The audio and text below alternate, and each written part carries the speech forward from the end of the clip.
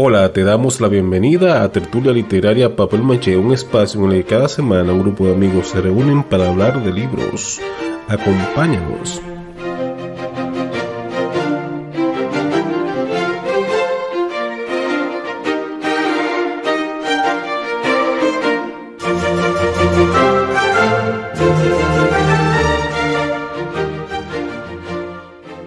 En este episodio hablamos sobre la novela Over de Ramón Marrero Ariztí.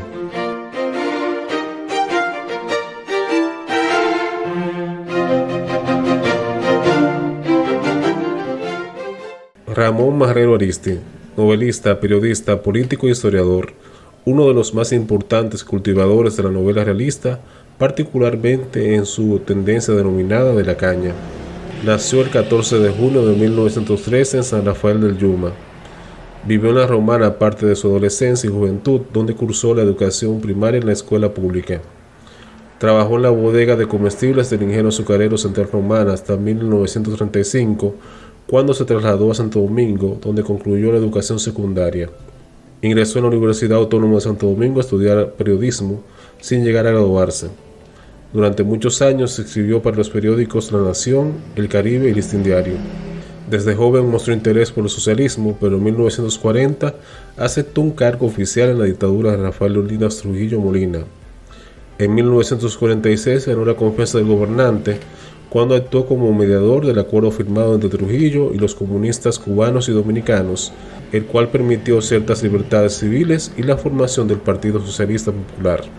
A partir de esto, Trujillo le encargó en 1954 la escritura de la historia oficial dominicana.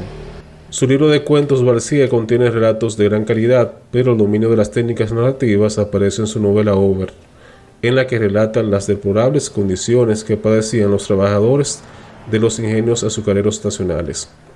Fue diputado al Congreso Nacional en los periodos 1948-1950 por Azua, 1950-1952 por el Ceibo y 1954-1957 por Santo Domingo. Fue secretario de Estado de Trabajo desde 1957 a 1959 y representó al gobierno dominicano en misiones diplomáticas. En 1957 elaboró un informe sobre la situación de pobreza en que vivían los trabajadores cafetaleros en uno de los monopolios económicos del tirano Trujillo, y su nombre fue inscrito en la lista negra del archivo particular del Generalísimo. Trujillo lo responsabilizó del contenido de un artículo publicado el 12 de julio de 1959 en The New York Times, en el que se acusaba a su gobierno de corrupto. Una semana después, su cuerpo fue encontrado carbonizado dentro de su automóvil en un precipicio de la carretera Santo Domingo-Constanza, cuando tenía 46 años de edad.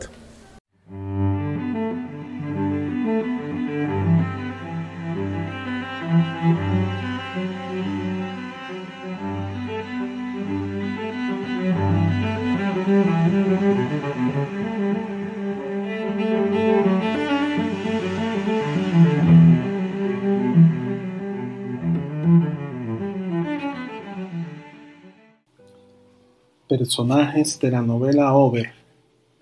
Personaje principal: Daniel Comprés. Era un joven solitario, un luchador por la vida.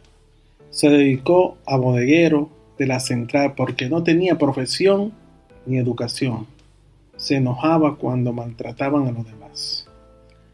Personajes secundarios: el señor Almanzar. Era regidor del ayuntamiento cuando Daniel nació y después de tanto tiempo aún lo era. Don Justo Morales. Tenía una lustrosísima calva, prestamista durante toda su vida y presidente del club.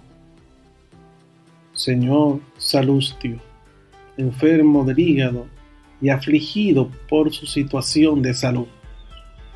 López Compré.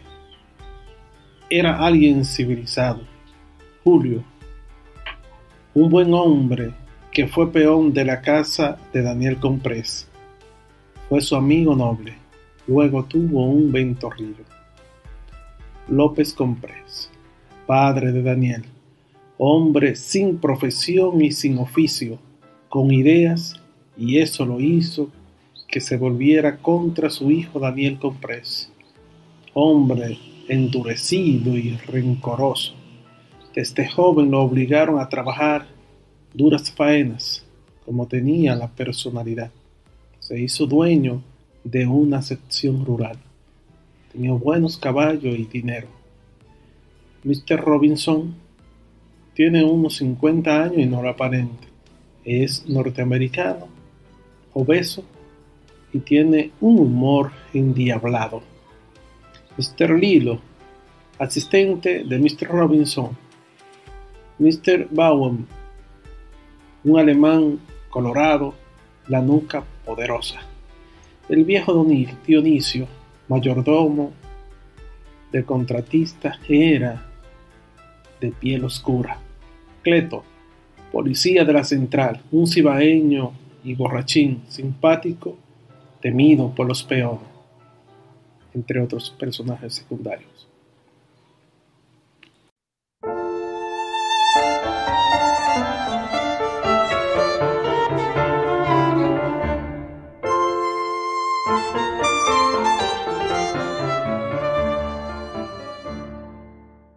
Cuando hablamos del contexto en el que se puede ubicar esta novela de Ramón Marrero Ariztí, es importante señalar que Over forma parte de lo que se puede denominar un grupo de novelas de tipo social muy importante de los años 30 del siglo XX, producida en los comienzos de la dictadura de Trujillo.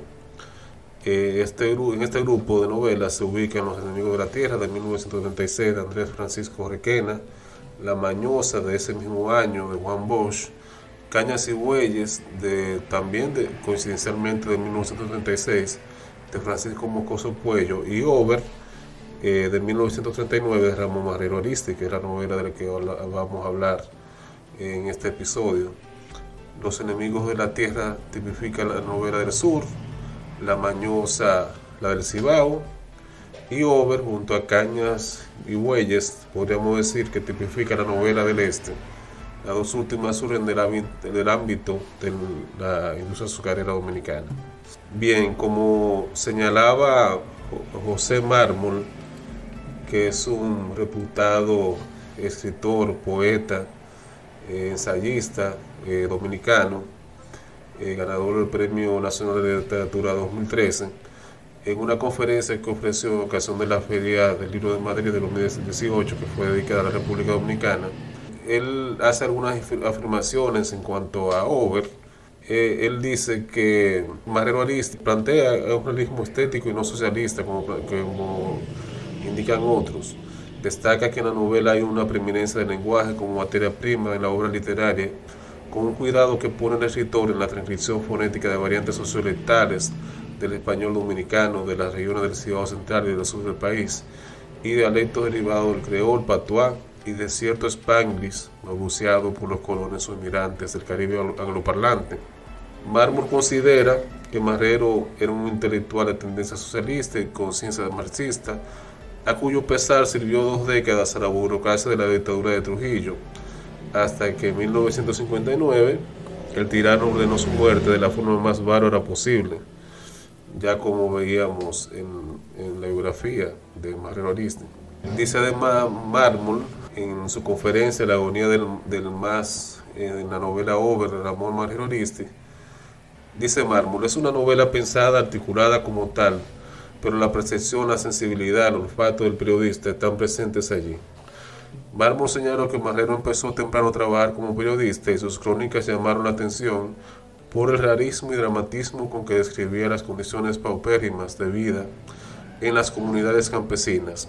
En esa conferencia que ofreció Mármol en esa ocasión, en el 2018, estuvo presente el historiador Fran Moya Pons, y él intervino en el debate, en el grado de la conferencia, y reveló que el término de novela de caña es de su autoría, o sea que él fue quien lo acuñó. Y él dijo en esa ocasión: cuando presidía la Sociedad Dominicana de Bibliófilos, quería agrupar varios conjuntos de novelas. El primer conjunto que me llamó la atención era Over, Cañas y bueyes y El terrateniente, por lo que la bauticé como la novela de la caña. Es decir, que ahí encontramos el origen de este término de novela de la caña. en la que se ubica Over de Ramón Marrero Ariztí.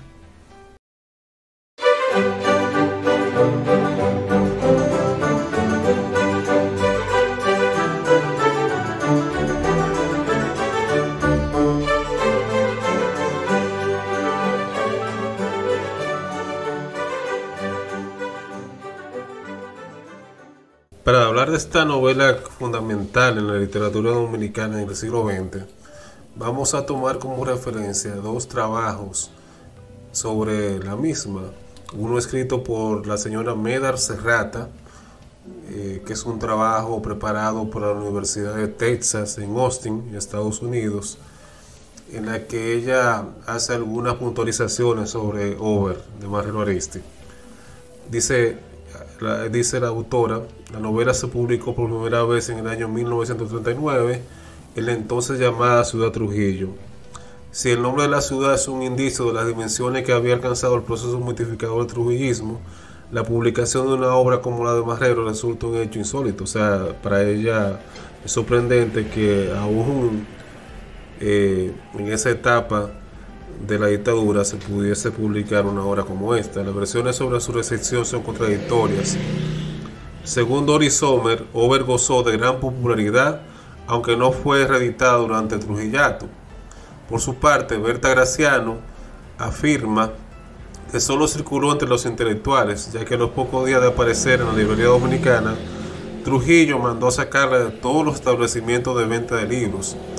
Esta última versión choca con el hecho de que al menos uno de los intelectuales que la leyeron, considerado uno de los principales ideólogos del trujillismo, expresara su opinión altamente favorable acerca de la novela. En un libro publicado en Bogotá en 1941, Joaquín Balaguer, nada más y nada menos, ¿verdad? Balaguer, se refirió a Over como la novela que él consideraba la mejor novela que se había escrito hasta ese momento en la República Dominicana, después de Enriquillo de Galván.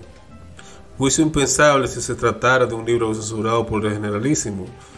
A esto se suma el hecho de que poco después de la aparición de Over, Marrero se convirtiera en el editor de uno de los diarios más influyentes del país y que posteriormente pasara a formar parte del equipo de letrados al servicio de la dictadura, como vimos cuando leímos su biografía, la de Marrero Ariztí. La vertiginosa carrera de Marrero hacia la cúpula del trujillismo, que culminaría con su asesinato en 1959, al parecer por orden del propio Trujillo, es una de las razones esgrimidas por Sommer para dudar del carácter subversivo de su obra. Sommer sugiere que Over respondía a los intereses de la política trujillista de nacionalizar la industria azucarera, controlada casi exclusivamente por empresas norteamericanas. De acuerdo con el análisis de Sommer, la mayor virtud de la novela, desde el punto de vista de Trujillo, consistiría en condenar la explotación de los trabajadores de la caña sin mencionar al gobernante dominicano. Al convertir a Estados Unidos en el responsable de las injusticias que sufren los personajes, Over, sostiene Sommer, redefine el villano y exonera a Trujillo de toda culpa por las injusticias que denuncia. El argumento de Sommer pone de relieve la importancia que tendría la ausencia de Trujillo en un texto tradicionalmente considerado una obra de denuncia. En efecto, el narrador de Over nunca menciona al hombre que tenía en sus manos, la rienda del poder. No creo, sin embargo, dice la autora de este trabajo, que esa ausencia responda a un intento de absolver a Trujillo. Pues bien, no aparece literalmente en la novela. La figura del dictador es evocada en el personaje del padre Daniel Comprés, cuyo abandono genera las desgracias del protagonista de la novela. De hecho, quizás el elemento más subversivo de Over resida precisamente en esa ausencia, entendida no como absolución, sino como denuncia del estado de abandono en que vivía gran parte de la población dominicana. Partiendo de la tesis de Sommer de que en Over, como en muchas de las novelas latinoamericanas del siglo XIX y principios del XX, la lucha política del país adopta la estructura emocional de una crisis en el seno de la familia patriarcal. Entonces, la autora de este ensayo sugiere que la obra de Marrero se apropia del mito de Trujillo como padre de la patria nueva para construir una alegoría de la que el central azucarero aparecería o operaría como metáfora de la ruina física y moral de la nación. Por otra parte, el crítico italiano Giovanni Di Pietro, en un trabajo que él tituló Indicios antitrujillistas en Over, de Marrero Aristi, nos refiere que en la primera parte de la novela encontramos a Daniel, el protagonista, trabajando como bodeguero en el batey o finca donde tiene que aprender la dura ley del over, o sea, de la corrupción y del robo. En el batey, en la finca, todo gira en torno a esa ley. El que cree que puede evadirla se equivoca y será triturado por el sistema. Por eso, muy en contra de su pesar, Daniel tendrá que aceptar esa ley. Aprenderá a robar como los demás bodegueros. En otras palabras, si quiere sobrevivir, tiene que aceptar aquella corrupción que es parte del medio en el cual se desenvuelve. Sin embargo, hay algo que ocurre y que nos pone en guardia, pues nos explica cuál fue la verdadera relación entre Marrero Aristi y el poder tiránico de Trujillo. Daniel acepta la ley de la corrupción y del robo solo en cuanto a su existencia exterior, o sea, como un método para resolver el problema del hambre que lo aqueja.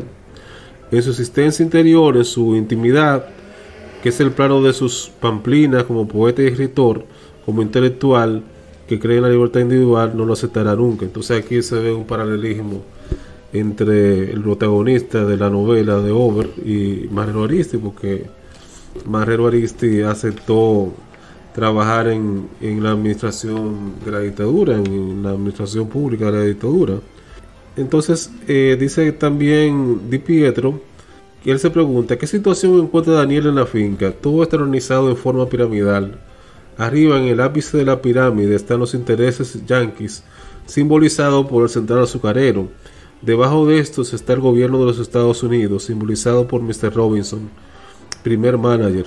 Próximo en línea, Mr. Lilo, un latinoamericano que para Di Pietro no se trata de otra persona que Trujillo, que es el que se encarga de que todo marche bien para los blancos, o sea, para los extranjeros, los intereses yanquis. Por último, en la base están los trabajadores, esto es los dominicanos, los que son explotados y reprimidos sin misericordia, como bodeguero, o sea, como intelectual y clase media. Daniel no es más que un simple engranaje en la maquinaria. Puede escoger aceptar el statu quo sin reserva y así sentirse feliz, como ocurre con los demás, o rebelarse y así pasar hambre y ser reprimido. Significativamente, Daniel escogerá esta última opción. Será un rebelde primero en su intimidad y después abiertamente. El resultado, bueno, ya eso se lo dejamos para que ustedes lo descubran leyendo esta novela de Marrero Aristi.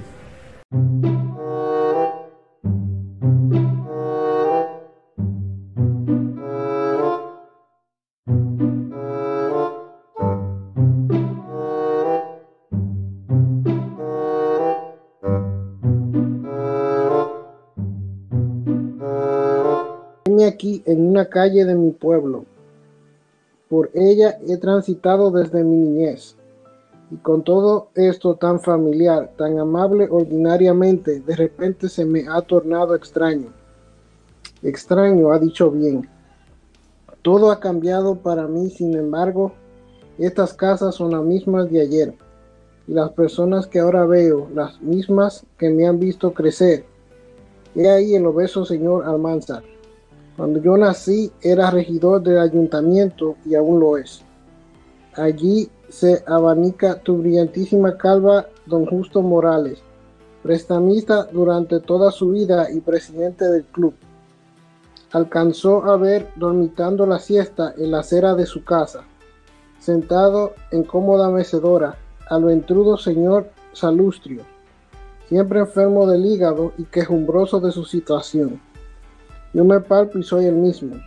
Como el primer día, me sigo llamando Daniel Compré, o mejor dicho, Daniel, que es como me llaman todos. Y sin embargo, he de reconocer que todo esto que me rodea, visto por mí a cada amanecer hasta hacerme hombre, se ha tornado hoy en algo que me repele, una nueva sensación de soledad que se ha adueñado de todo mi ser.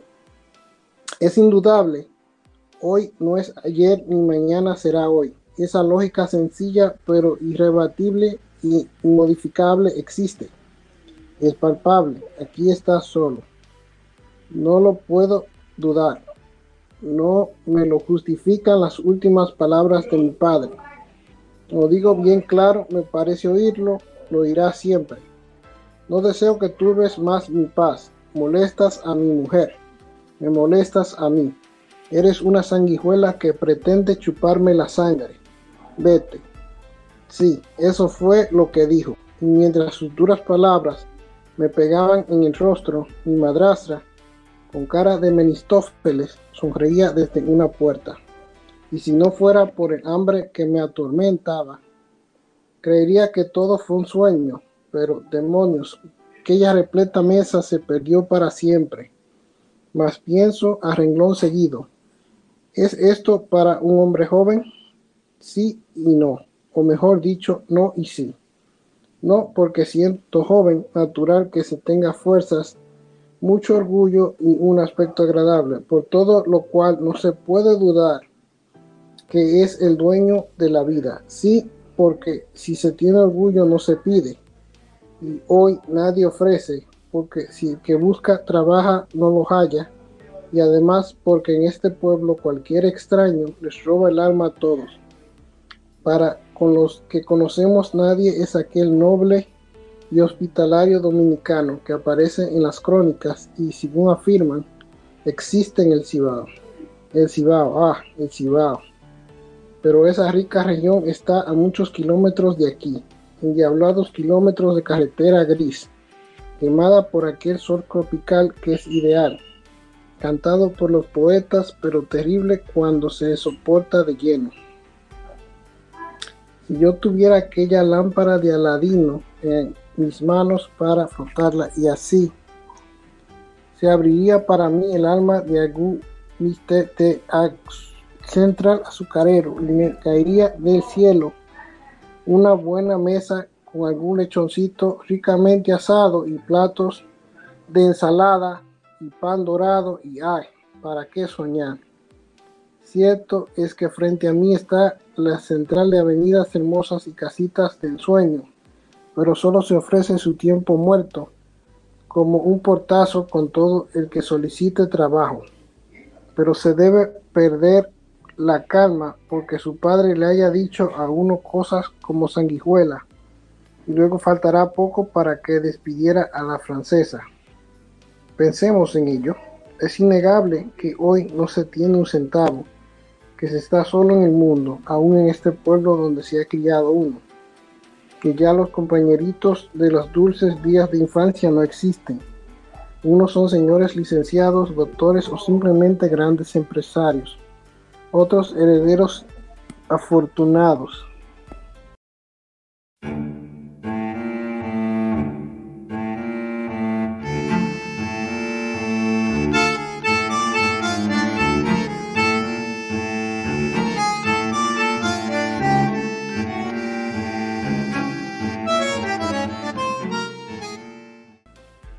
Ok, yo pensé que la parte de inicio, cuando se despide al joven de la casa de sus padres, fue un momento extremo, y él lo tomó de esa manera, y se notan los epítetos que utilizó para referirse al acto de que tenía que dejar la casa.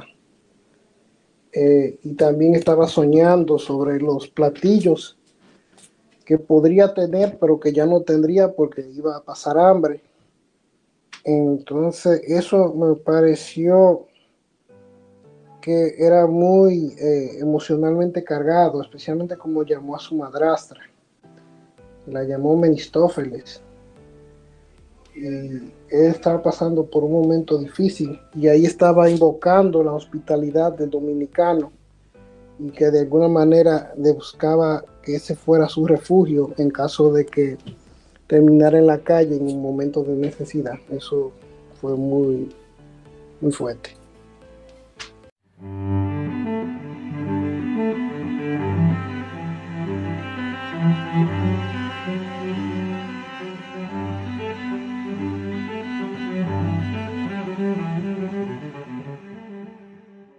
Y de esta manera ponemos punto final a otro episodio de Tertulia Literaria Papel Maché. Recuerden que pueden compartir este podcast por sus redes sociales, además de seguirnos en Spotify y suscribirse a nuestro canal de iVoox. Hasta luego, amigos.